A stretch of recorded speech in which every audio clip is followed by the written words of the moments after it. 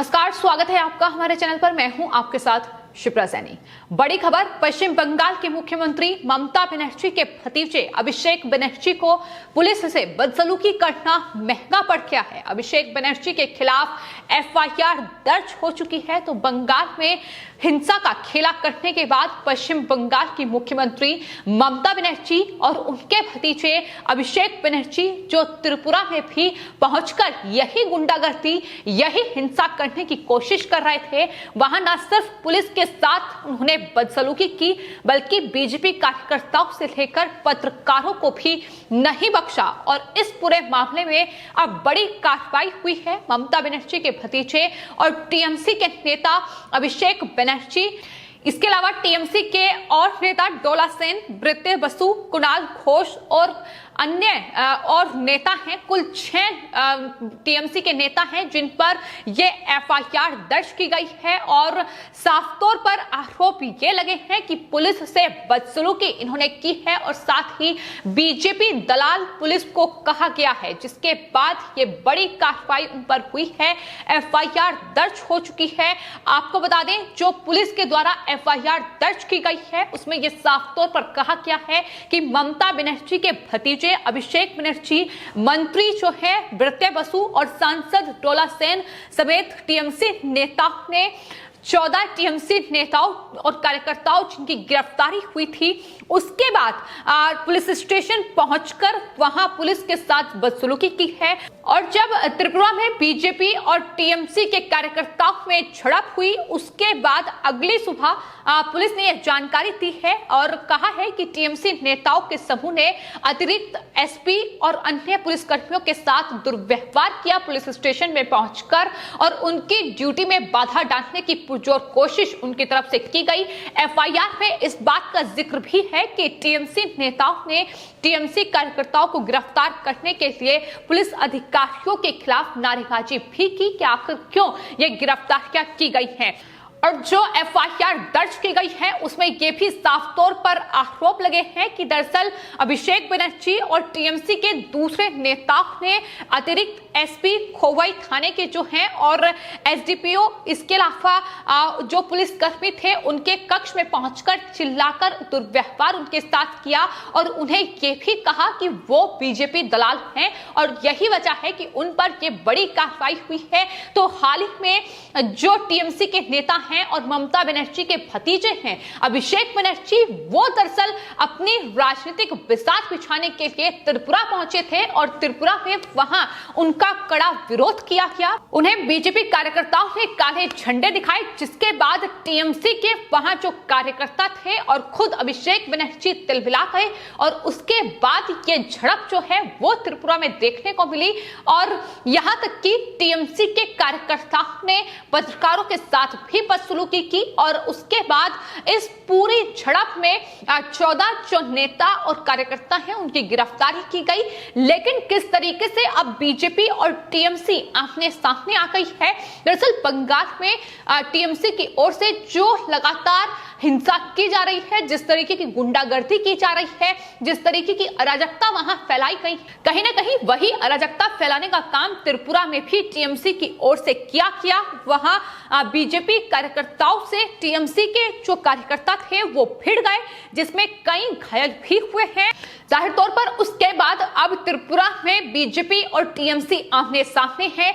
कहीं ना कहीं जिस तरीके से बंगाल में स्थिति बनी हुई है, जिस तरीके से वहां बीजेपी कार्यकर्ताओं की हत्या की जा रही है और वहां लगातार लोकतंत्र और कानून की धज्जियां टीएमसी उड़ा रही है और बीजेपी लगातार टीएमसी पर हमलावर है, अब ऐसा लग रहा है कि बदला लेने की फिराक में ही अभिषेक बनर्जी त्रिपुरा पहुंचे थे और वहां बिल्कुल वो स्थिति पैदा करने की कोशिश की गई ताकि बीजेपी को घेरा जा सके, ताकि सरकार पर सवाल उठाया जा सके। और यही देखने को भी मिल रहा है। अभिषेक बनर्जी ही नहीं बल्कि इसके अलावा आपको बता दें मुख्यमंत्री ममता बनर्जी खुद, आपको बता दें, इस तरीके से अब त्रिपुरा की इस झड़प को लेकर प्रधानमंत्री नरेंद्र मोदी और केंद्रीय गृह मंत्री अमित शाह पर निशाना साध रही है। उन्होंने कहा है कि दरअसल जिस तरीके से ये झड़प हुई है, टीएमसी कार्यकर्ताओं पर हमले हुए हैं, वो दरअसल केंद्रीय गृह मंत्री अमित शाह के निर्देश पर ही किए गए थे। ये ममता बनर्जी की ओर से कहा गया है।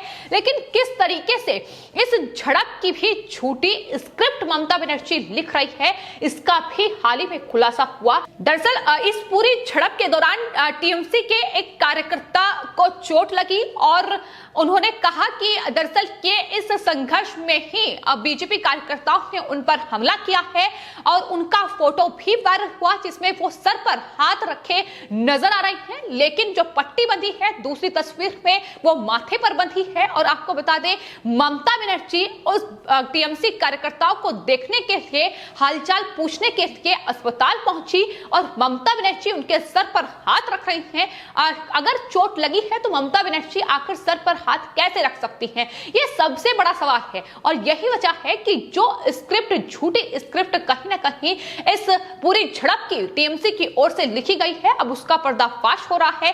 टीएमसी लगातार बेनकाब हो रही है। त्रिपुरा जहां टीएमसी है ही नहीं, वहां कहीं ना कहीं आने वाले वक्त में 2023 में विधानसभा चुनाव होने हैं और चुनावों से पहले पार्टी का विस्तार किस तरीके से आधार पार्टी का बनाया जाए, त्रिपुरा में यही कोशिश है। अभिषेक बनर्जी वहां पहुंचे थे, लेकिन बीजेपी कार्यकर्ताओं ने टीएमसी के प्रति वहां नाराजगी व्यक्त की, क्योंकि जाहिर तौर पर उस पार्टी को कोई भी अपने राज्य में नहीं लाना चाहेगा जो पार्टी पश्चिम बंगाल में लगातार खूनी शासन कर रही हो। जिस तरीके से वहां खूनी खेला लगातार जारी है, चुनाव जीतने के बावजूद भी वहां जो दूसरी पार्टी के नेता हैं, जो कार्यकर्ता हैं, उन्हें निशाना बनाया जा रहा है। ये गुंडागर्दी, अराजकता लगातार जारी है और जो पार्टी घुसपैठियों और रोहिंग्याओं को पनाह दे रही है, जो वोट बैंक के लिए मुस्लिम तुष्टीकरण की राजनीति कर रही है, उस पार्टी का विरोध जायज है। और यही वजह है कि त्रिपुरा में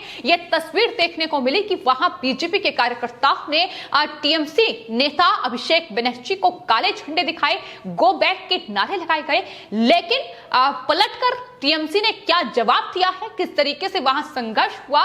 लेकिन इस पूरे मामले में जो अराजकता और गुंडागर्दी करने की कोशिश त्रिपुरा में की गई, उसका जवाब अब पुलिस ने बड़ी कार्रवाई करते हुए दिया है। अभिषेक बनर्जी और उसके अलावा 6 और टीएमसी के नेताओं पर एफआईआर दर्ज की गई है। आने वाले वक्त में मुश्किलें जाहिर तौर पर बढ़ेंगी, लेकिन इसको लेकर भी ममता बनर्जी अब लगातार केंद्र को निशाने पर ले रही हैं। केंद्र सरकार पर तमाम सवाल उठाए जा रहे हैं और अब इस तरीके से ये गुंडागर्दी लगातार देखने को मिल रही है। आपको बता दें, जिस भाषा का इस्तेमाल टीएमसी कर रही है वो किसी भी गुंडागर्दी से कम नहीं है और ये ना सिर्फ त्रिपुरा में पहुंचकर किया गया, वहां जो पुलिसकर्मी थे उन्हें बीजेपी का दलाल कहा गया। तो ये भाषा है टीएमसी की जो इस तरीके से इस्तेमाल की जा रही है। और आपको बता दें, ना सिर्फ ये जो भाषा है, ये जो आपत्तिजनक शब्द हैं, इसका इस्तेमाल पुलिसकर्मियों के लिए किया जा रहा है, बल्कि नेताओं के लिए भी टीएमसी इस तरीके का इस्तेमाल ही करती है।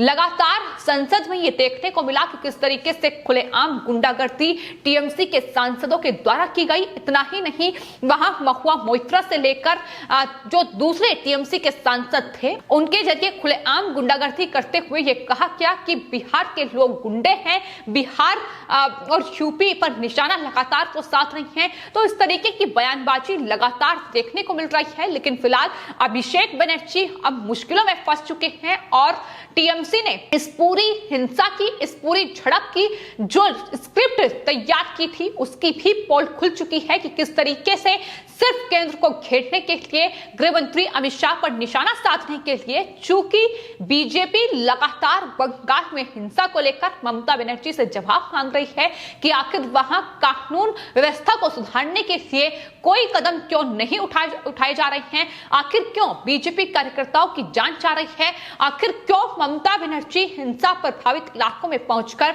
वहां पीड़ितों का हालचाल नहीं जान रही है। ये तमाम सवाल है जिसमें ममता बनर्जी घिरी हुई है, लेकिन जवाब वो नहीं दे रही हैं। और यही वजह है कि इस तरीके से अब त्रिपुरा में पहुंचकर न सिर्फ अपना राजनीतिक आधार बनाने की कोशिश की, बल्कि ये कोशिश भी पुरजोर तरीके से की गई कि किस तरीके से बीजेपी को त्रिपुरा में पहुंचकर घेरा जा सके और जो खूनी खेला बंगाल में किया गया है उसका ट्रेलर किस तरीके से त्रिपुरा में दिखाया जाए, इसकी कोशिश भी ममता बनर्जी के भतीजे अभिषेक बनर्जी और तमाम टीएमसी सांसदों की ओर से बखूबी तरीके से की गई। जिस तरीके से वहां पुलिस स्टेशन में पहुंचकर पुलिस स्टेशन का न सिर्फ घेराव किया गया बल्कि वहां एसपी और तमाम जो आलाधिकारी थे उन्हें डराने और धमकाने की कोशिश की गई, उनके साथ दुर्व्यवहार किया गया। ये लगातार बंगाल में ममता बनर्जी कर रही हैं। बंगाल में कई मौके ऐसे आए हैं जब तमाम अधिकारियों को डराया गया है, पुलिस प्रशासन को तो डरा ही रखा है, लेकिन